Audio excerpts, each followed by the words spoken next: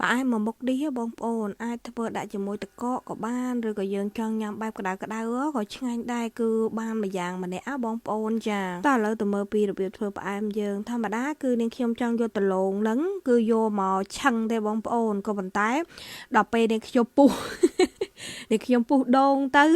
ដងដែលនាងខ្ញុំកម្រងយកមកធ្វើហ្នឹងបងប្អូនចាដល់ពេលពុះទៅវាខូចទៅនាងខ្ញុំចោលទៅក៏នឹងនាងខ្ញុំនឹកឃើញមួយឆ្នៃយកមកធ្វើផ្អែមវិញដោយសារតែនៅក្នុងទូទឹកកកហ្នឹងគឺមានសណ្ដែកប៉ុន្តែសណ្ដែកនេះមិនមែនសណ្ដែកយើងស្រុកខ្មែរបងប្អូនសណ្ដែកនេះគឺសណ្ដែកបែបកូរ៉េទេអញ្ចឹងវាមិនមែនសណ្ដែកខៀវយើងស្រុកខ្មែរទេបងប្អូនអាចដាក់សណ្ដែកខៀវក៏បានឬក៏ដាក់ទៅដលងសុទ្ធក៏បានដែរនាងខ្ញុំនេះដោយសារតែមានសណ្ដែកនឹងច្រើនក៏នាងខ្ញុំឆ្នៃយកមកធ្វើបែបនឹងញ៉ាំតែម្ដងណាបងប្អូនចាខ្ញុំឃើញសមុនហ្នឹងដោយសារតែនាងខ្ញុំត្រាំជាមួយទឹកកបោព្រោះនាងខ្ញុំចង់ធ្វើដលងឆឹងប៉ុន្តែដល់ពេលដូចនិយាយចឹងបងប្អូនថាដូងវាខូចទៅអញ្ចឹងក៏យកមកឆ្នៃធ្វើផ្អែមហើយដល់អញ្ចឹងផ្អែមនាងខ្ញុំនេះគឺនាងខ្ញុំដាក់ជាមួយនឹងខ្ទិះដូងហើយខ្ទិះដូងទៀតនេះគឺយកមកពីទូទឹកកកអាកកទេបងប្អូនហើយដល់អញ្ចឹងទៅវាមើលទៅហាក់ដូចសអញ្ចឹងដោយសារតែនាងខ្ញុំបានដាក់កកថ្ងៃមុនគឺបានធ្វើផ្អែមអីទេដល់អញ្ចឹងវាសល់អញ្ចឹងទៅដាក់នឹងក្រៅខ្លាចវាខូចអញ្ចឹងក៏ដាក់ទូទឹកកកទៅដល់ពេលដកមកវារាងកកហើយនាងខ្ញុំយកលាងទឹក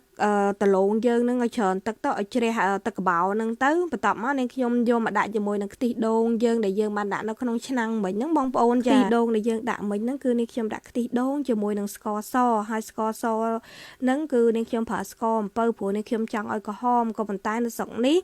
គឺយើងមានតែស្ករអំពៅនឹងឯងជំនួសបើថាស្ករក្រហមនៅហាងបារាំងគឺអត់មានលក់ទេបើមាននៅហាងចិនអញ្ចឹងគឺនាងខ្ញុំប្រើស្ករក្រហមជំនួសអញ្ចឹងនាងខ្ញុំដាក់ស្ករអំពៅហ្នឹងជាមួយនឹងខ្ទិះដូងយើងហើយជាមួយនឹងដលងរំងាស់ឲ្យផុយហើយបន្ទាប់មកបាននាងខ្ញុំយកសណ្ដែកហ្នឹងយកមកចាក់ចូលជាការស្រេចដូចនិយាយចឹងថាបើបងប្អូនមានសណ្ដែកក៏ដាក់ទៅបើអត់ក៏បានឬក៏បងប្អូនញ៉ាំជាមួយនឹងសណ្ដែកយើងសណ្ដែកស្រុកខ្មែរយើងសណ្ដែកខៀវសណ្ដែកអីយើងហ្នឹងគឺដែលយើងស្ងោរសណ្ដែកឲ្យឆ្អិនមុនសិនចាំចាក់ព្រោះសណ្ដែកយើងងោះយូរទៅសណ្ដែកនេះគឺវាឆ្អិនហើយវាលឿនណាបងប្អូនគ្រាន់តែដាក់ភ្លាមគឺតាមមកសន្ទុះវាផុយបាត់ទៅហើយអញ្ចឹងគឺវាលឿនទេអញ្ចឹងគឺនាងខ្ញុំរងាស់ដលងនឹងឲ្យវាឆ្អិនមុនសិនបន្ទាប់មកបាននាងខ្ញុំចាក់ជាមួយនឹងសណ្ដែកយើងចូលហើយបន្ថែមជាមួយនឹងទឹកខ្ទិះដូងយើងបន្ថែមពីលើថែមទៀតណាបងប្អូនចាអញ្ចឹងប៉ុណ្ណឹងក៏រួចជាការស្រេចតែពុះទៅឆ្អិនទៅគឺរួចរាល់ហើយបងប្អូនចាហើយដាក់នៅផ្ទះហ្នឹងដូចនិយាយចឹងបងប្អូនអើយគឺចង់ធ្វើដលងឆឹងចឹងហើយធម្មតាគេមានទៅធ្វើផ្អែមធ្វើអីគេមិនដាក់នឹងផ្ទះទេតែដោយសារនាងខ្ញុំនេះចង់ឆឹងតែដល់ពេលវាខុសគម្រោងការទៅអញ្ចឹងទៅក៏យកមកធ្វើផ្អែមខ្ជិលដូរផ្ទះដាក់អានឹងបដ ாய் ទៅបងប្អូនចា